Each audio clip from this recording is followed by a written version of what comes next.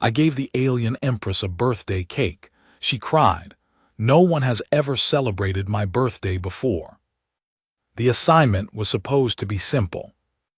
That was the word the Interstellar Diplomatic Hospitality Division used in all their orientation materials. Simple.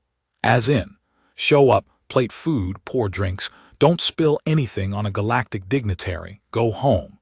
Callum Reach had done it a dozen times in the 3 years since he'd taken the catering post at the Reinholdt Center, and every single one of those events had been exactly as advertised. Simple. The Vareth delegation dinner was not simple. It started with the briefing packet that landed in his message queue 48 hours before the event, flagged in the kind of bureaucratic crimson that meant *read this or face consequences. He'd sat at the break room table with a cup of coffee going cold beside him and read through 12 pages of cultural protocol, dietary restriction matrices, and buried on page 9, in the cautious tone of someone who had already been burned once, a single paragraph about Her Imperial Majesty Saravane Var, Empress of the Vareth Convergence, Keeper of the 17 Accords, Sovereign of 11 Systems. The Empress does not engage in informal conversation. Staff are advised to limit verbal interaction to acknowledgement phrases only. Yes, Your Majesty. Of course, Your Majesty. And at once, Your Majesty. Under no circumstances should staff initiate conversation, ask personal questions, or make physical contact. The Empress's schedule does not permit delays. Staff who cause delays will be reassigned. Callum had read that paragraph 3 times. Then he had flipped to the attached image file, which showed a single official portrait. A tall woman in formal robes, the deep blue-black of deep space, skin the color of pale silver birch bark with faint luminescent striations running from her temples to her jaw. Hair like starlight, straight and white and cut just below her chin. Eyes that were a deep, quiet gold, set beneath angular brows, wearing an expression that had clearly been calculated to communicate. I have never in my life required anything from you. He had looked at that picture for a while. Then he had gone back to work. The Reinholdt Center's kitchen was organized chaos on an event night, and Callum moved through it with the specific efficiency of someone who'd learned early that panicking in a kitchen only got things dropped. He ran the East Service corridor, 5 tables on the left wing of the main reception hall, plus the secondary refreshment station near the library doors, which meant he would be closer to the Empress's table than almost any other floor staff. He had made sure his uniform was pressed. He had checked the dietary matrix 3 times. He had memorized the positions of every service point and exit. What he had not planned for was the schedule change. At 7:14 p.m., 17 minutes into service, the event coordinator found him at the East Refreshment Station and said, in the particular tone of someone who had already absorbed a crisis and was now distributing it outward, "The Empress has declined to sit with the delegation." Callum looked at him. Where is she? Balcony corridor, East Wing. The coordinator checked his screen. Her aide says she needs 40 minutes. The delegation is adjusting. I need you to take a tray up. Small portions, whatever's elegant, and whatever they sent over from the Vareth kitchen prep list. A pause. Whatever the Empress wants from the menu, don't make her ask twice. Yes, Callum said. Understood. He put together the tray with care. 3 small dishes from the Vareth prep list, properly arranged, plus a selection from the center's menu that the dietary matrix had cleared. A glass of the pale gold Vareth ceremonial water, served at the temperature specified in the protocol.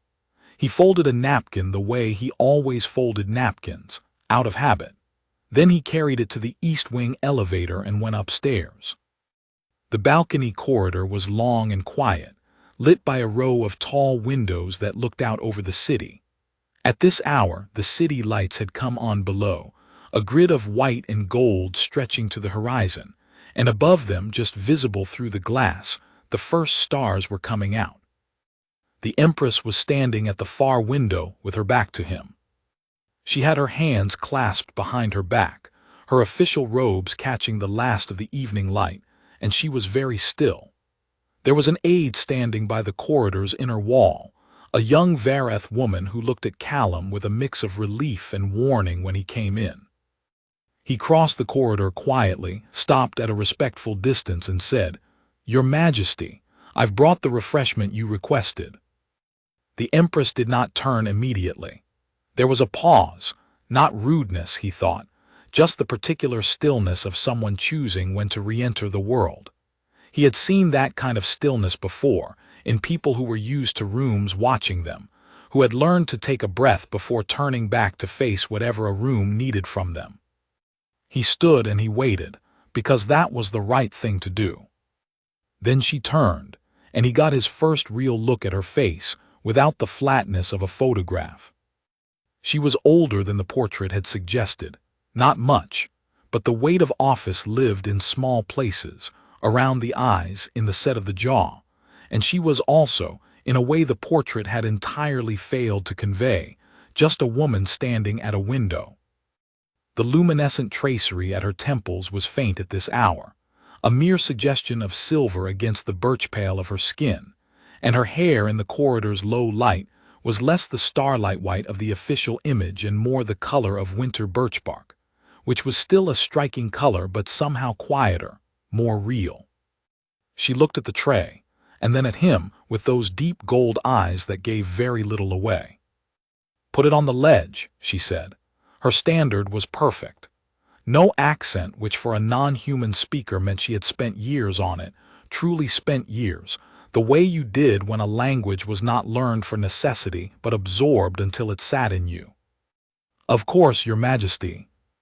He set the tray on the wide stone ledge below the window. He arranged the dishes in the order she was most likely to want them, based on the prep list's notes about service sequence, and set the glass at the correct temperature position.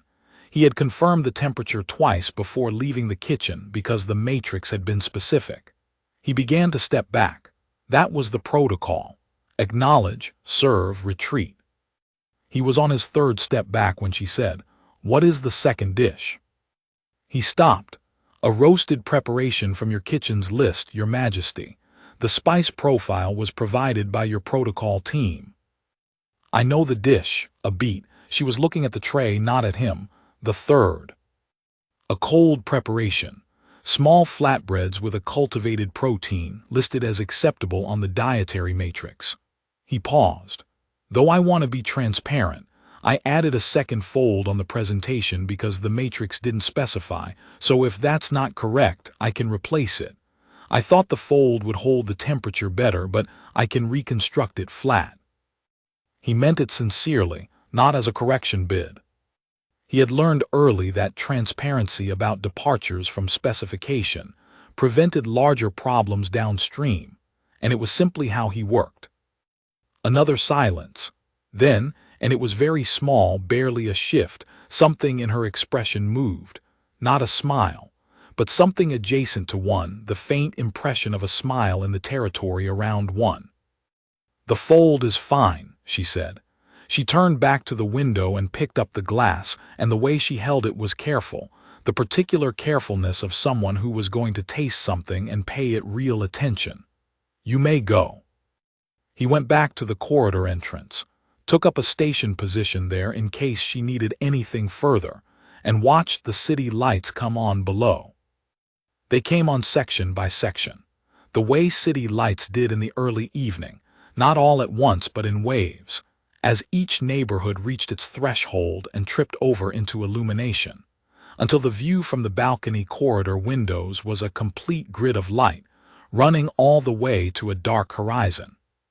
40 minutes became 60.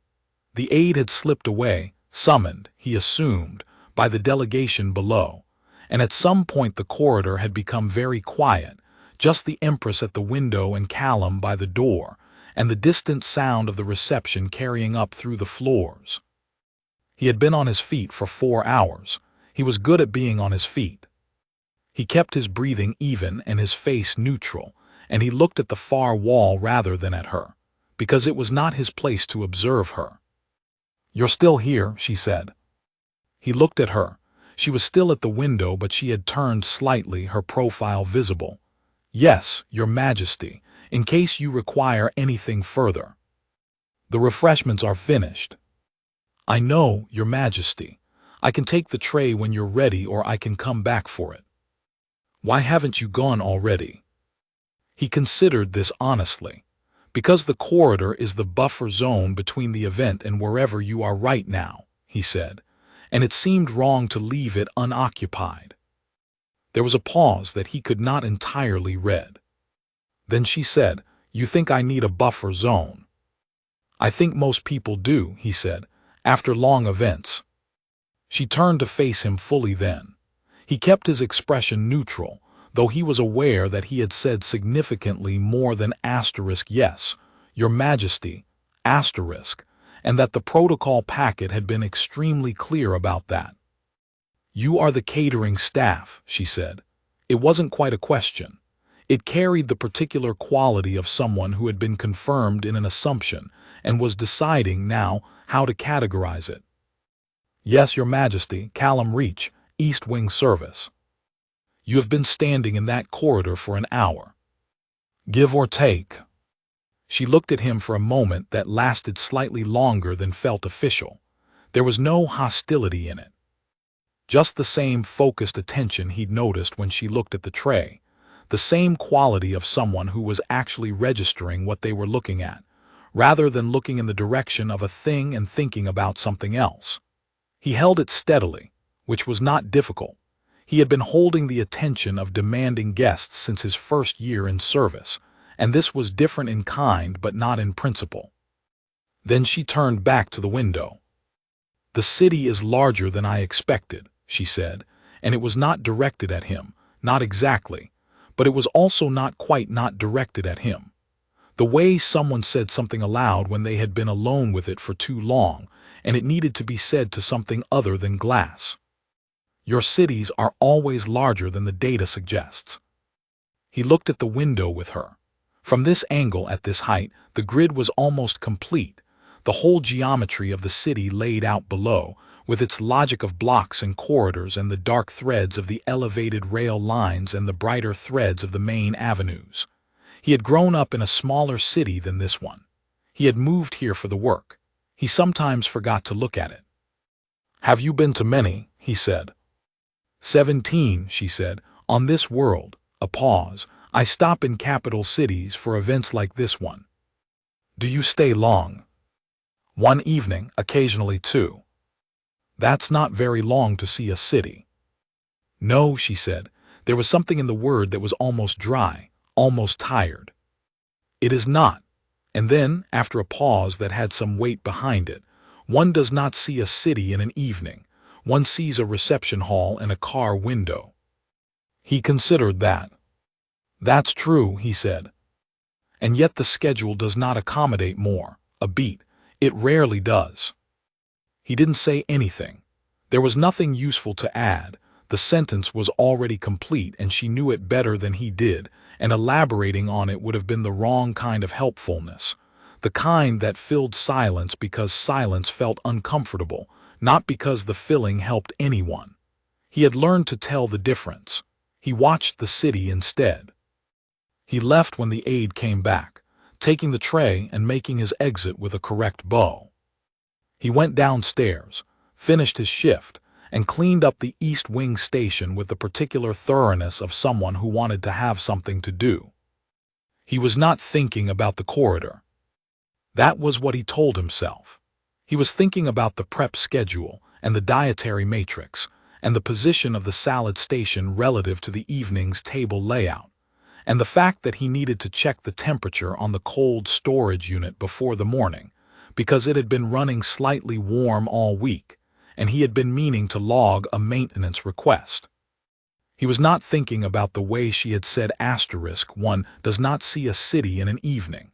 He was not thinking about the look on her face when he had said the corridor is the buffer zone. He was not thinking about the particular quality of the pause before she had said, "The fold is fine." He thought about none of these things. He cleaned the station with thorough efficiency. He went home. He slept fine. The second encounter, was not supposed to happen at all.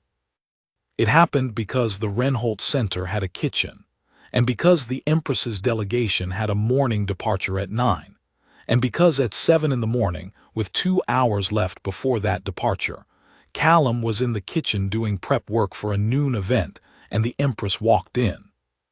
She was not in her official robes. She was wearing a high-collared tunic in deep charcoal and trousers that were cut simply but well, the kind of clothes that were clearly still expensive and clearly still not casual, but were at least not head-of-state formal. And her white hair was pinned differently than it had been the night before, or perhaps more loosely, so that it sat just above her collar in a way that was less the curated precision of the portrait, and more just how someone wore their hair when no one was going to photograph them. She had no aide with her. She stood in the kitchen doorway for a moment, looking at the space with the expression of someone who had not expected it to be occupied. Callum looked up from the board where he was trimming vegetables.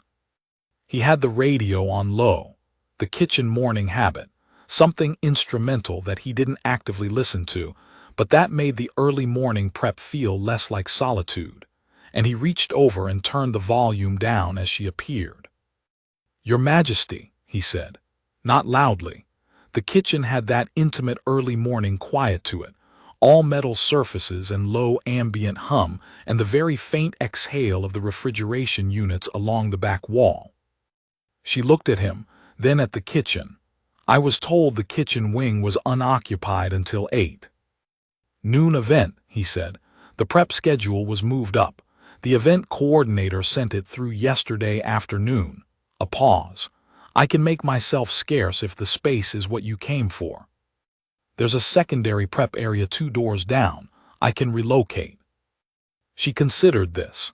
He could see it, this brief, real calculation, a person genuinely weighing 2 options and not reaching automatically for the one that maintained her status. Then, instead of turning around, she stepped into the kitchen. She stood at the long center island opposite him with her hands flat on the surface and looked at what he was doing. He was trimming fennel. He had a large pile of it, the fronds going to one side, the trimmed bulb sections going to another for the salad prep. The smell of it was strong and clean, anise and green and morning. "What is the preparation?" she said. "A salad build for about 60 guests. I'm getting the vegetable portion sorted." He went back to trimming. "Did you need something from the kitchen, Your Majesty? I can have something made up for the delegation." "No, the delegation has its own provision." A pause. "I came to see a kitchen." He looked up again. She was not looking at him now. She was looking at the kitchen itself, the shelves of equipment, the prep surfaces, the cold storage doors along the back wall, the rack of pans overhead, the industrial ovens running a low preheat hum in the corner. "Do you have a kitchen on your ship?" he asked. Then immediately, "I'm sorry, that's a personal question." "It is," she said. "Yes, I have a kitchen 3. She paused. "They are staffed." "I did not grow up in a staffed kitchen," she said, and the sentence came out in a tone that was not quite nostalgic and not quite careful. It was something in between, like something being examined. "My grandmother's household had a kitchen that the family used themselves. It was very loud. There were always people in it." Callum trimmed the last stem off a stalk and moved to the next pile. "Sounds nice." "It was," she said, "flat, simple, not performing grief, not suppressing it, just acknowledging a fact." He worked for a few minutes in quiet. She stayed at the island. "The event last night," she said eventually. "What is the standard protocol for the next event you service?" "Different delegation, carbon trading consortium, much less formal." He glanced up. "Why?" "I am curious whether your protocol document is as elaborate as ours." "Probably not," he said. "Our general brief for foreign delegations is about 6 pages. Yours was 12. 15, she said. "The English version is 12. The original is 15. What are the other 3 pages?" She looked at him, and then, so quickly he almost missed it, there was something in those gold eyes that was very nearly wry. extensively detailed instructions about how to handle situations that may arise if the Empress becomes inadvertently non-compliant with the stated protocol. Callum kept his expression steady. "Does that happen often?" "Apparently often enough to warrant 3 pages, she said. He pressed his lips together. Not a smile, he kept working. She stayed for another 20 minutes. She watched him work. She asked 2 more questions, one about the cold storage system and one about the preparation timeline for a large event, and he answered both. And when her aide appeared in the doorway at 7:40 with a look of professional alarm badly concealed, she said, "I know," before the aide spoke and walked out of the kitchen.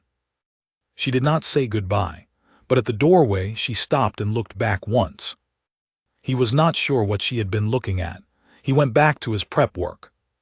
He had not been expecting a third encounter, because the delegation was gone.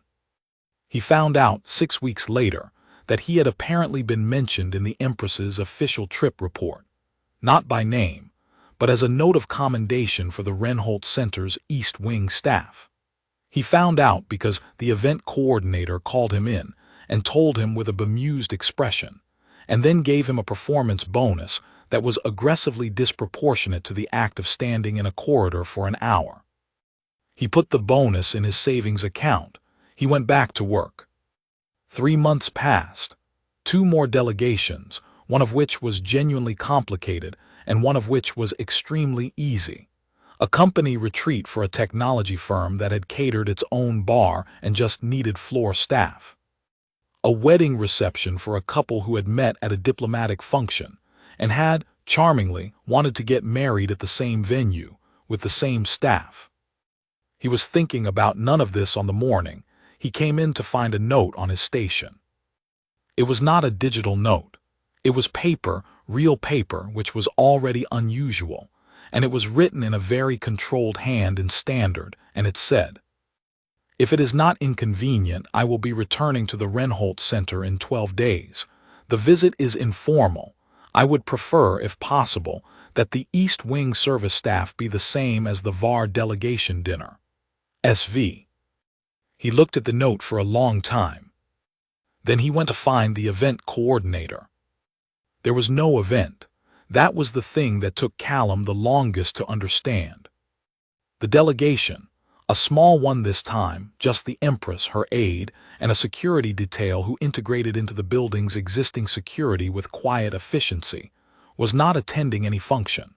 There was no reception, no formal dinner, no treaty signing. The Reinhold Center had been asked, via channels that made the event coordinator visibly nervous, to simply provide a private dining room for the evening. "And she asked for you specifically," the coordinator said, with the careful tone of someone navigating an anomaly. "Well, for the East Wing staff, which is you." "Right," Callum said. "Whatever you need from the kitchen, whatever she wants to eat." The coordinator looked at him. "Callum. She is the sovereign of 11 star systems." "I know. 11. I understand what the number means," he said. "I'll handle it."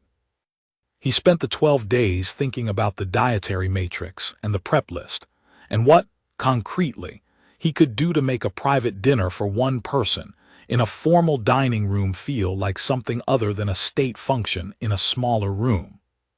He thought about what she had said. My grandmother's household had a kitchen that the family used themselves. It was very loud. There were always people in it. He thought about the way she'd stood at the kitchen island at 7 in the morning, her hands flat on the metal, just looking. On the 12th day, he came in 4 hours early. He had looked up Varath customs the same way he'd looked up any dietary restriction, methodically, from official sources, cross-referencing. It was part of his job. It had always been part of his job. You served people well by understanding them, and you understood people by paying attention, and paying attention cost nothing and missed nothing, and had gotten him through 12 years of food service with a clean record and a set of genuine regulars who specifically requested his section. He knew the menu items. He knew the preparation protocols, the service cadence, the proper vessel weights for the ceremonial water, the temperature band for the first course. He had 3 additional cross-references open to check the secondary spicing against a note in the prep team's document that seemed inconsistent. He did not know until his 3rd cross-reference that the vareth marking of personal anniversary dates, the equivalent of what humans called birthdays, was considered a private affair. Not because it was sacred, because for a vareth of significant rank, the expectation was simply this: you did not burden others with the date. You did not expect others to mark it. The date arrived and passed as all dates arrived and passed, with work and protocol and the needs of those in your care. And to make your own birthday a requirement on another person's time was considered a form of poor dignity, an imposition. He sat with this for a while.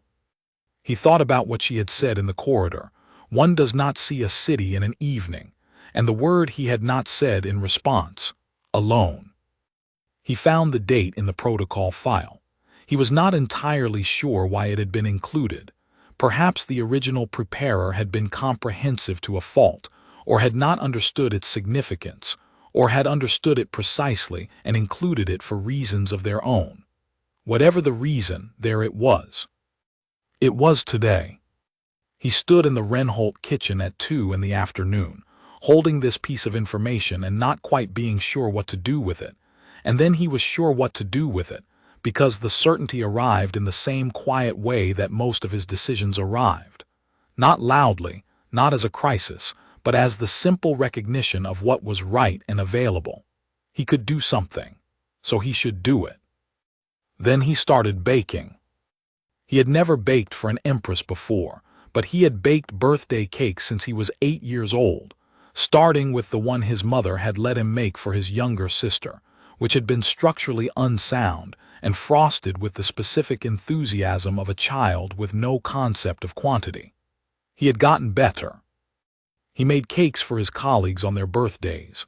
The tradition had started informally, and then, somehow, become expected and then beloved.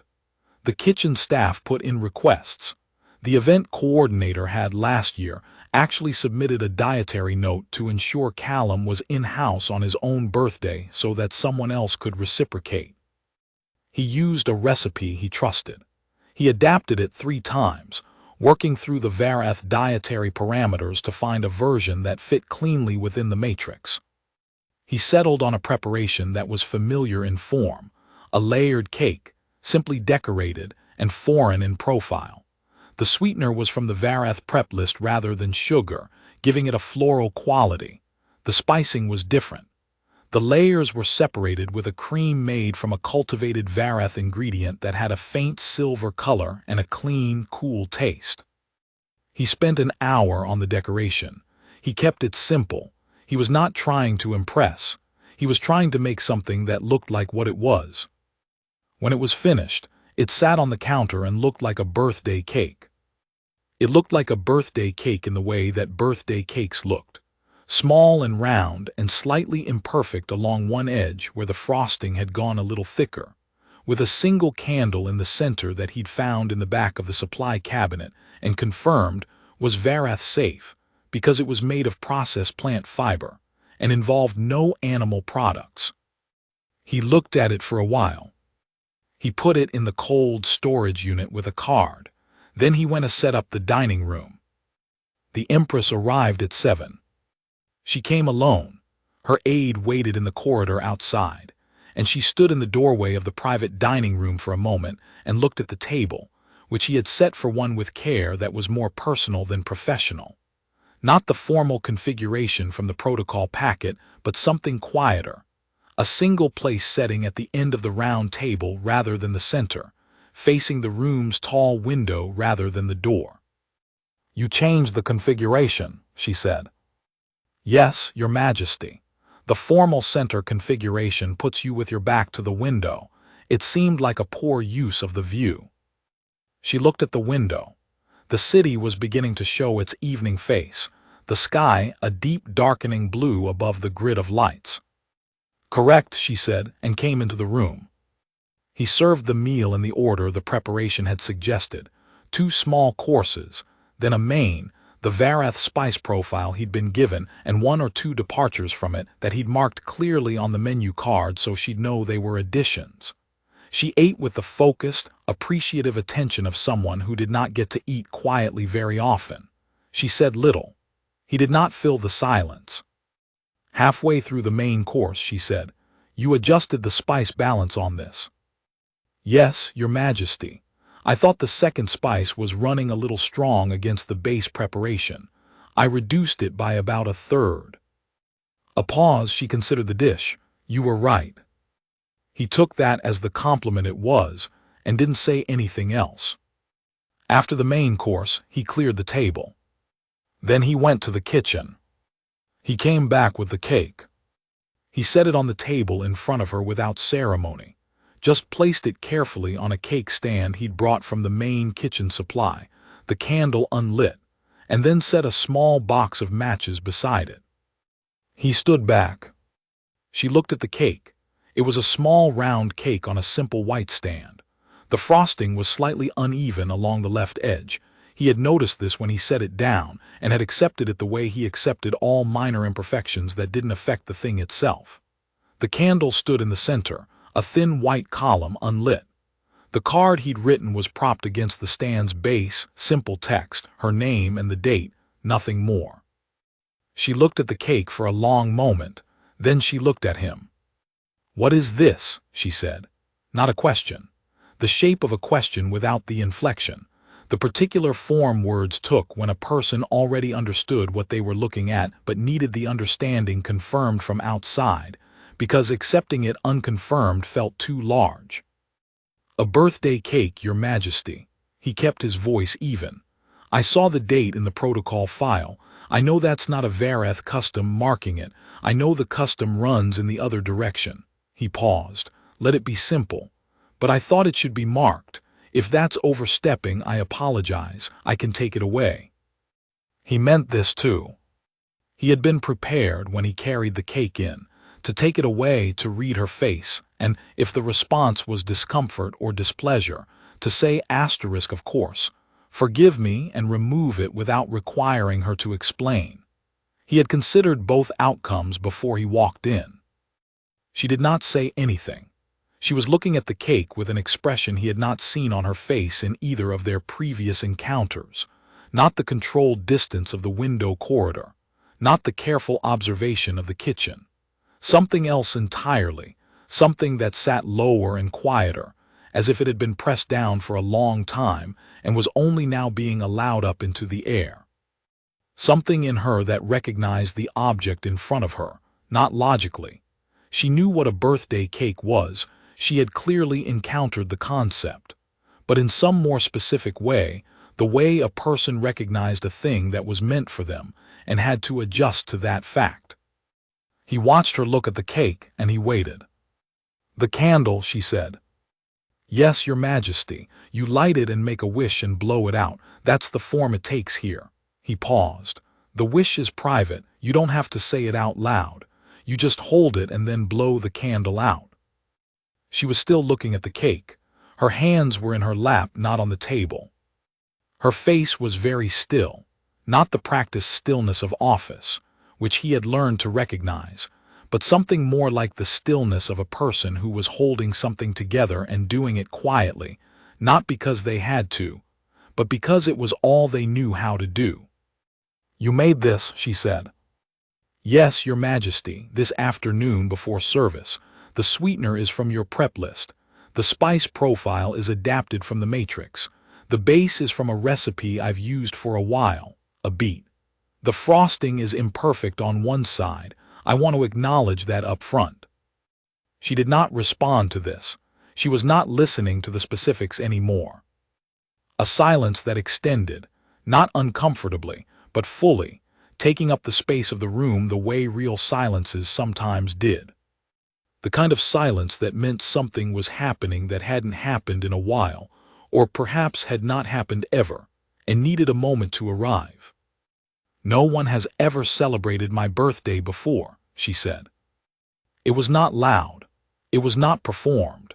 It was simply stated, with the particular flatness of a true thing, The way very true things sometimes came out without decoration, because they didn't need it and had lived long enough without it to have shed the habit.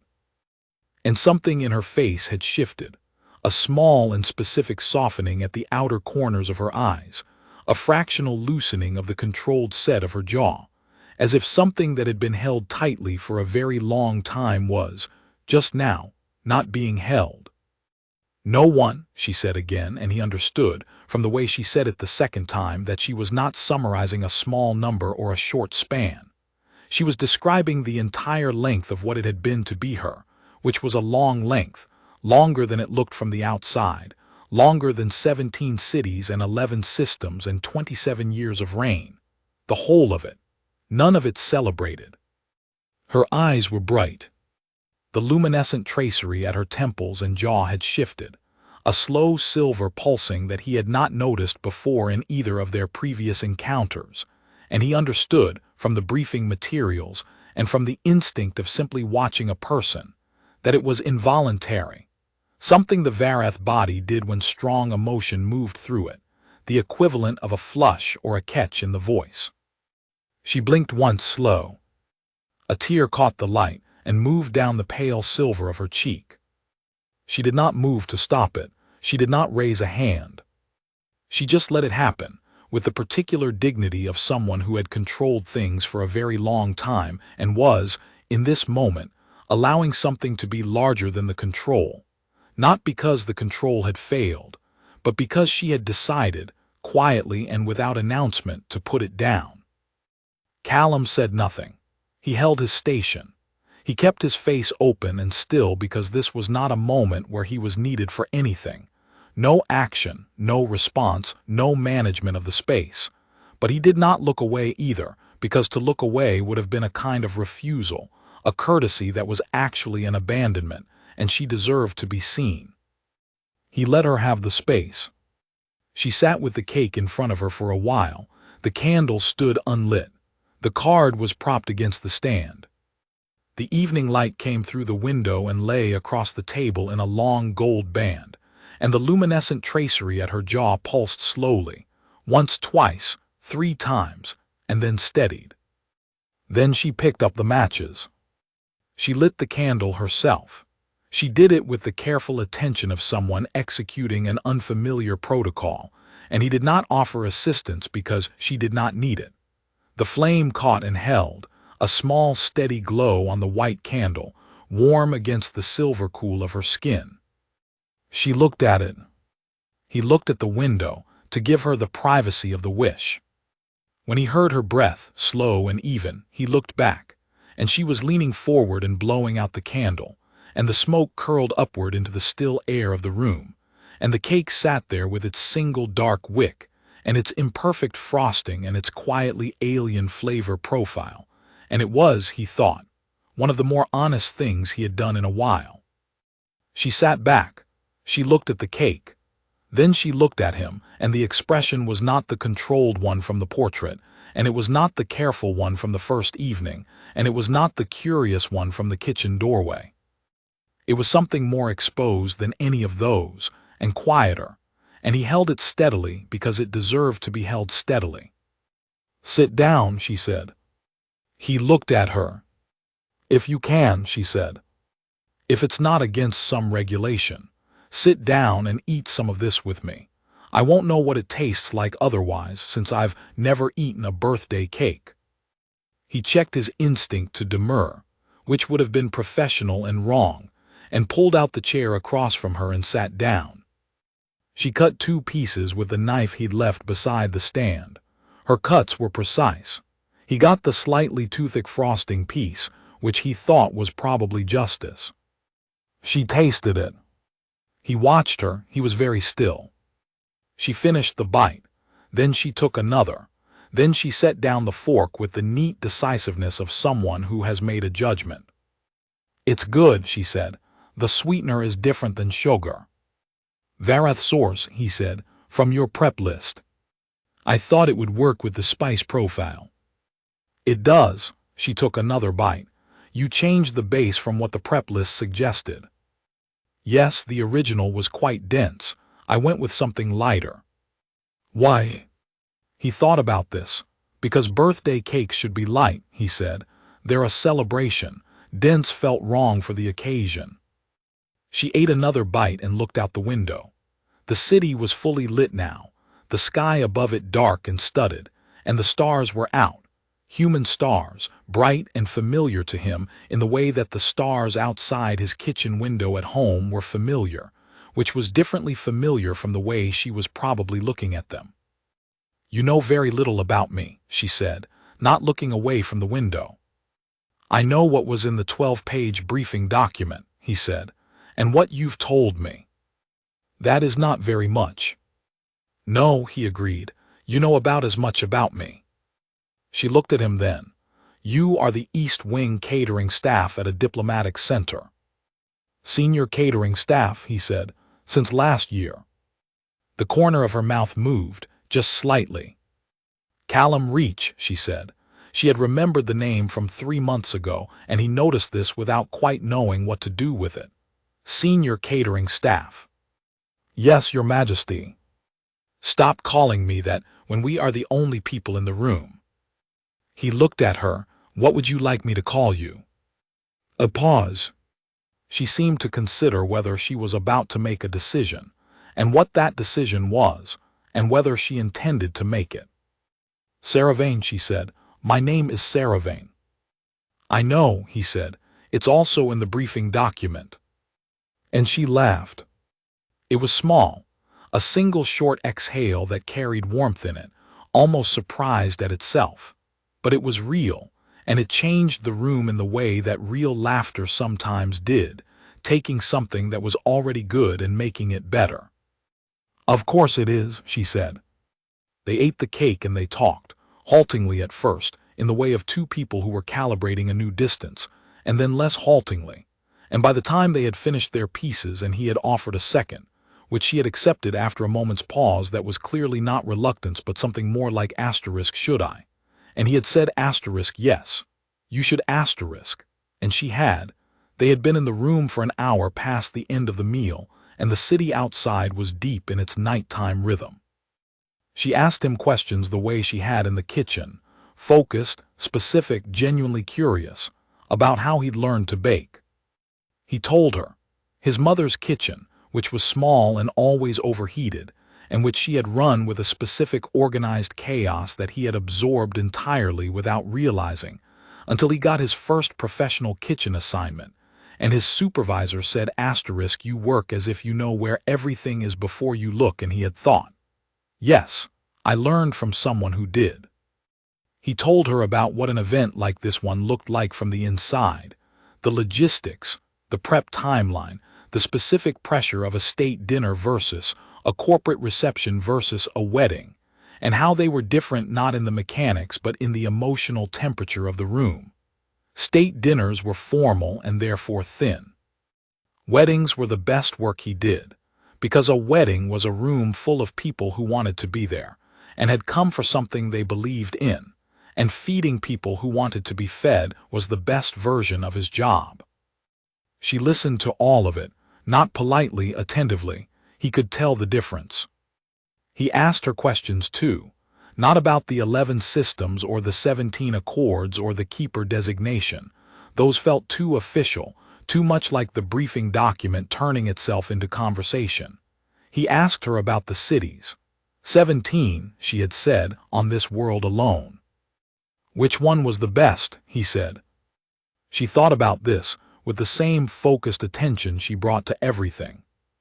He watched her actually think about it, not reaching for the safe diplomatic answer, the one that didn't privilege any location over any other, but actually running through 17 cities and finding the one.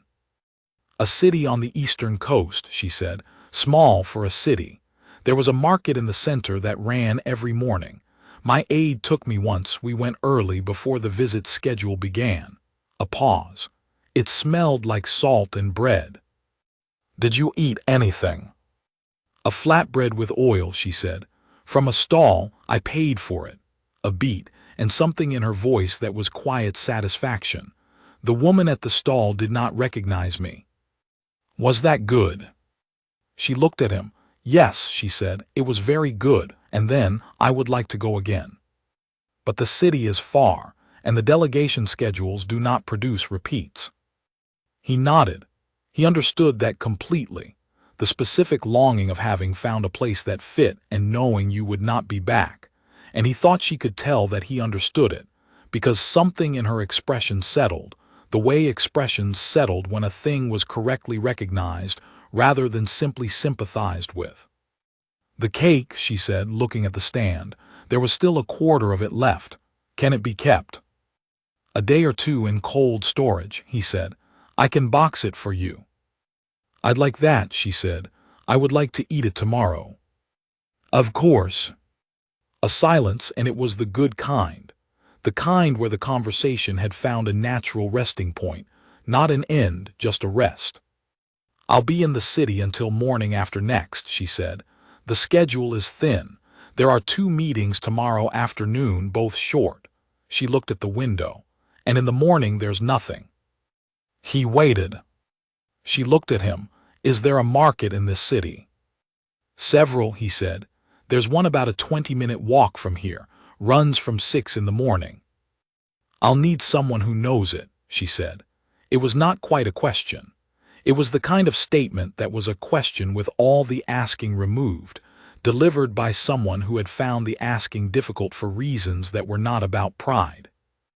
I finish my shift at 5:30 tomorrow morning, he said. I could walk you there. She looked at him for a moment. The luminescent tracery at her temples was quiet now, just a faint gleam. Good, she said. He boxed the cake. He used one of the center's good pastry boxes, the kind with a ribbon closure and a paper interior that held the cake steady during transit, and he wrote the storage instructions on a card in his clearest hand. Cold storage tonight, remove 1 hour before eating. Keeps 2 days. He carried the box to the corridor where her aide was waiting and handed it over. The aide looked at the box, and then at him, and then at the door of the dining room with an expression that suggested this was not a category of event they had protocols for. He thought he understood that. He thought there were probably not many events in the aide's professional history that had included a birthday cake delivered to the Empress without prior coordination. The storage instructions are on the card, he said. The ribbon at the top holds the box closed without compressing the frosting. The aide took the box with both hands, the way you took a thing you were uncertain about but intended to handle correctly. Thank you, they said. He nodded and went back into the room to clear the table. She was still at the window when he came in. He expected her to have gone. Most people went. But she was standing there again in the position he'd first seen her in 3 months ago, hands clasped behind her back, looking at the city. The luminescent tracery at her jaw had settled back to its normal faint gleam. The controlled stillness was there again, or something like it, but it sat differently on her now, less like armor and more like simply the way she stood when she was comfortable. He thought that was a real distinction, though he would not have said so. He cleared the table quietly. He stacked the plates. He folded the napkins out of habit. Callum, she said. He looked up. She was still facing the window. The way she said his name, not tentatively, not formally, just directly, as though it were simply the right word for him, settled somewhere in his chest like something slotting into place. Yes, he said. Thank you, she said. It was simple, clean, without ceremony or qualification. Happy birthday, he said. She was quiet for a moment. The city lights reflected off the glass in front of her, a double field of stars, the ones above and the ones below, and she stood between them, and he thought that was probably something like what her life always looked like from the inside. Between worlds, between the formal and the human, between what the role required and what she'd had in her grandmother's loud kitchen. The market, she said, tomorrow. 6 o'clock, he said, or thereabouts. The bread stalls set up first. She turned from the window then and she looked at him, and the gold of her eyes in the low light was warm, warmer than he'd expected, warmer than the portrait, warmer than the controlled distance of the first evening, and she nodded once, with a decisiveness that settled the thing. Then she walked out of the room. He stood in the quiet for a moment. The table was clear. The cake stand was empty except for a few crumbs along one edge where the imperfect frosting had broken. Outside the window, the city went on being a city. He picked up the tray and went back to the kitchen. He was at the market entrance at 6:05 with 2 cups of coffee in paper cups, because she was Vareth, and the Vareth dietary matrix listed caffeine as compatible, and because standing at a market entrance without something in your hands felt like the wrong way to stand. She arrived at 6:12 with no aid. He registered this before he registered anything else, in the same high-collared charcoal tunic from the morning 3 months ago, or one very similar to it, and she stopped in front of him and looked at the paper cups. "The second one is yours," he said. "If you want it, it's black, no additions. I wasn't sure what you'd take." She took the cup, looked at it, took a careful sip. "Bitter," she said. "Yes." "I'll finish it," she said. They went into the market. It was the kind of morning that markets were best for. Cool and still dim, the light coming sideways from the east, the vendors in various stages of setup, the smell of fresh bread and cut greenery and warm oil, and somewhere to the north, someone's elaborate flower arrangement going up stall by stall, great columns of color in the early light. There were early birds, people who came for the first pick, the serious market people, with their canvas bags and their particular decisive pace, and they moved around Callum and Saravane without much attention, because at 6 in the morning most people's attention was on what they were looking at, not who was next to them. She was looking at everything. He watched her look the way he'd watched her look at the kitchen, at the window, at the cake, with a complete and concentrated attention, as though she was mapping the space into herself, storing the sensory detail carefully. The man selling root vegetables with dirt still on them, which he'd arranged by color. The woman arranging citrus in a careful pyramid, adjusting it twice while they passed. The boy carrying a flat of eggs who nearly ran into them at the aisle intersection and apologized elaborately, somewhat frantically, to Callum's left shoulder without ever looking up, and then hurried on. "He didn't recognize you either," Callum said. She watched the boy go. "He was looking at the eggs," she said. "He was afraid to drop them." "Yes." "Good priority," she said, and there was something in her voice that was warm and genuine and slightly wry, the voice of someone who appreciated the correct ordering of concerns. "The bread is in the north corner," he said. "Lead," she said. He led. The bread stall was run by a man named Orr who had been there every Saturday morning since before Callum had been at the Renholt Center, and Orr sold a small flatbread with roasted seeds, an oil that Callum had been eating since his first visit 3 years ago. He knew exactly what they tasted like first thing in the morning, slightly warm from where Orr kept them near the back burner, the oil soaked in, the seeds giving a dry crunch against the soft center. He bought 2. He handed one to Saravane. She ate it standing at the edge of the stall, looking at the market. Not looking at the bread, at the market, with the bread in her hand, eating it with the unhurried attention of someone who had nowhere to be for the next 2 hours and understood that fact. "Salt and bread," she said. "This one's more seeds than salt," he said. "Better," she said. She finished it. She looked at the empty paper napkin in her hand for a moment, and then at Orr, who had not looked at her twice. He was rearranging his display, which he rearranged approximately every 15 minutes, and he did not look up, and then she said directly and simply, "Another, please." Orr looked up, registered a customer, tore off a flatbread, passed it across. "3," he said. She paid him. She counted the coins with the careful attention of someone who had rarely paid for their own food at a street stall and found the mechanics of it. The small, ordinary transaction, the coin in the hand, the bread in return, genuinely satisfying. He watched her tuck the paper napkin under the flatbread and decide she'd rather hold both, and she held both, and they walked on. They walked through the market for 2 hours.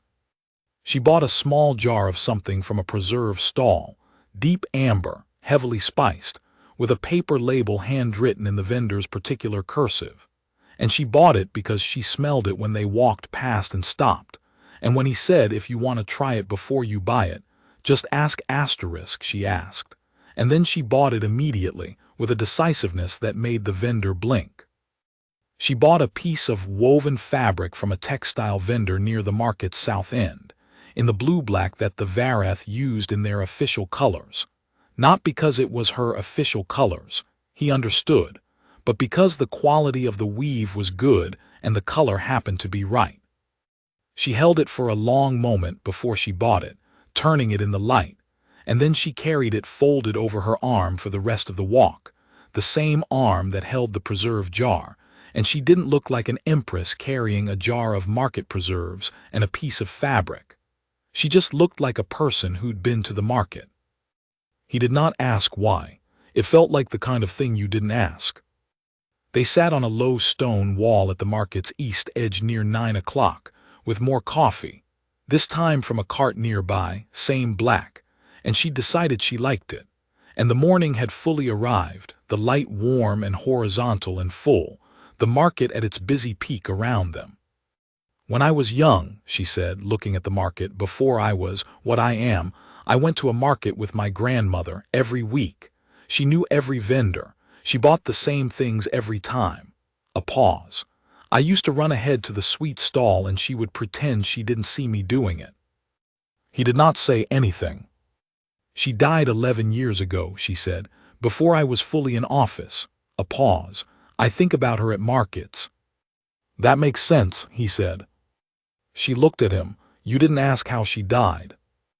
It didn't seem like the important part of what you said. A silence, and then slow, deliberate, she smiled. Fully, without qualification, the kind of smile that was not managed and not calculated and not for the room. Just a real one, with the warmth of it running through her face and into her eyes, and turning them from deep, cool gold to something lighter, something that was the gold of mid-morning light rather than the gold of official portraits.